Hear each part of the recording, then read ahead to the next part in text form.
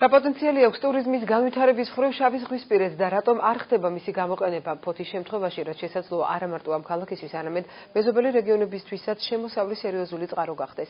დროს გადამღები ჯგუფი 2 დღის განმავლობაში უძველესი ისტორიის მქონე ქალაქში იმყოფებოდა, სადაც ბუნებრივი პირობების მიუხედავად ტურიზმი ვერ განვითარდა. რუსუდან აბაშიძის სპეციალური რეპორტაჟი ფოთიდან. პირველი სანავიგაციო შენობა, რომელიც ფოთში ლითონის კონსტრუქციისგან აიგო, ფოთის შუქურა იყო. ის შავი ზღვის საქართველოს აკვატორიაში ერთ-ერთი უდიდესი საპორტო ობიექტია. მასშტაბურ ზომებთან ერთად მნახველს მისი წარმოშობის ისტორიაც იტაცებს. შუქურა ქალაქის მატერიალური კულტურის საინტერესო ძეგლად ითვლება. შეტანილია ქალაქის ტურისტული ობიექტების ნუსხაშიც. მიუხედავად ამისა, ფოთის სტუმრებისა და ტურისტებისთვის მისი მნიშვნელობა თითქმის უცნობია. ბერძენმა ძმებმა ლონდონიდან ფოთის ნავსადგურში რკინის კონსტრუქციები 1860 წელს 3 ნაწილად ჩამოიტანეს და 37 მეტრის სიმაღლის შენობა ელექტროდუღაბის გარეშე რკინის სამაგრებით ააწყვეს. მას შემდეგ 154 წელია უკვე ფოთის შუქურა პორტში შემოვალ გემებს გზას უნათებს. ტურისტული ობიექტების ნუსხაშია კოლხური კულტურის მუზეუმი, რომელიც დამთვალიერებელს ერთ საგამოფენო სივრცეში აჩვენეს მთელი აღმოსავლეთ შავიზღვისპირეთის, ანუ კოლხური ცივილიზაციის ისტორიას. ექსპონატების უნიკალურობის მიუხედავად ტურისტები, რომლებიც კულტურული ტურიზმით არიან დაინტერესებული, დირექტორის თქმით მუზეუმში ნაკლებად შედიან. პრობლემაა შენობის მდგომარეობაც. ამორტიზებულია სტენდები, ჩამონგრევამდეა მისული სახურავი, ხოლო საგამოფენო სივრცე თანამედროვე სტანდარტებს არ შეესაბამება. ბათუმში მოგეხსენებათ არსებობს ძალიან კარგი მუზეუმი, რომელიც ოქრომრავალი კოლხეთის შესახებ არაჩვეულებრივ წარმოდგენას უქმნის მნახველს. შემდეგ მოდის ქალაქი ფოთი, რომელიც გვიან ბრინჯაოს ხანის კოლხური კულტურის არტეფაქტებით არის ძალიან მდიდარი და მესამე რგოლი ეს გახლავთ ვანის მუზეუმი. და ამ სამი მუზეუმის ბაზაზე ტურისტული მარშრუტის გახსნა ეს იქნება უნიშნელოვანი პროცესი ტურიზმის განვითარებისათვის.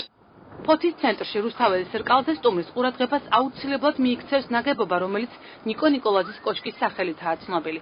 კოშკი ქალაქისთვის წარმოადგენს უძველეს და უმნიშვნელოვანეს ზეგს, როგორც ისტორიული, ასევე არქიტექტურული ღირსებების გამო. თავისი მოღვაწეობის წლებში ქალაქ ფოთის თავი ნიკო ნიკოლაძე აღნიშნულ კოშკში ცხოვრობდა. ნაგებობა რეაბილიტაციას და სამუზეუმო სტანდარტებით მოწყობას მოითხოვს. კოშკიც და კოლხური კულტურის მუზეუმით საქართველოს კულტურის სამინისტროს დაქვემდებარებაშია, თუმცა თანხა მათ აღდგენაზე უწყებაში ამ დრომდე ვერ გამოიცემნა. ტურისტების მოზიდვის პოტენციალი გააჩნია აფროსნობის სკოლასაც, რომელიც საქართველოში ერთადერთია. ამ სახეობით გატაცებული ბავშვები უკვე წლებია ადგილობრივი და საერთაშორისო მნიშვნელობის ტურნირებში მონაწილეობენ და წარმატებებსაც აღწევენ. თუმცა ფოთელების სურვილი აფროსნობის კიდევ უფრო განვითარებაა. ამისთვის კი სკოლის ბაზაზე ტურისტებისთვის ექსტრემალური გართობის ინფრასტრუქტურის შექმნაა საჭირო, რაც ქალაქს დამატებით შემოსავალს მოუტანს. აფროსნობა არსებობს 1972 წლიდან დღემდე.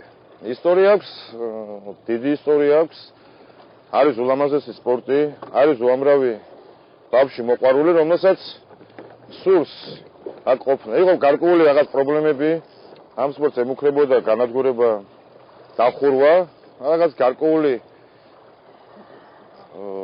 ასე ვთქვათ, გვერდში დგომის სახელმწიფოსი ეკონომიკის სამინისტროში შევჯერდით იმაზე, რომ APM ტერმინალმა დაგვტოვა და ამ ეტაპზე ნაწილობრივ დაფინანსებას და გვერდში დგომა გამოგვიცხადა და დღესაც ამ ეტაპზე გვიდგას.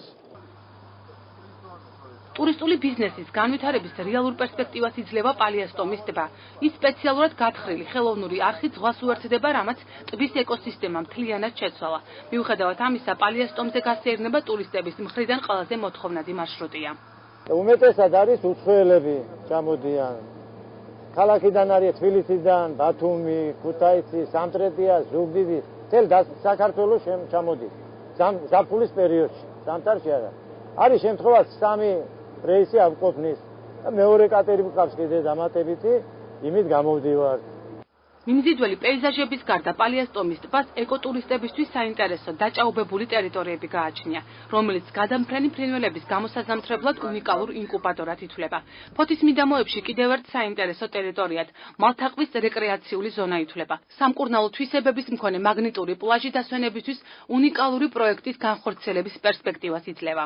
ის სიმდიდრე, რომელსაც ჩვენ ახლა ვიმყოფებით, ეს არის კოლხეთის დასული ტერიტორიები, პალიასტომის ტბა, მდინარე ფიჩორი და ბუნებრივია შემდეგ მალთაყვის ტყეპარკის ტერიტორია, რომლებიც არის შეიძლება ითქვას საუნჯი, არა მარტო ქალაქისათვის, არამედ მთელი ქვეყნისათვის.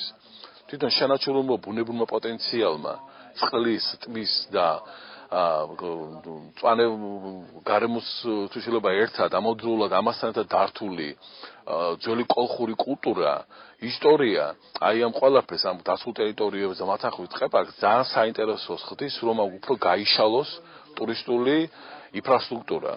კოლხეთის ეროვნული პარკის ადმინისტრაციის მიერ მოწოდებული სტატისტიკის მიხედვით, მიმდინარე წლის 9 თვის განმავლობაში ვიზიტორთა რიცხვმა 12000 მიაღწია.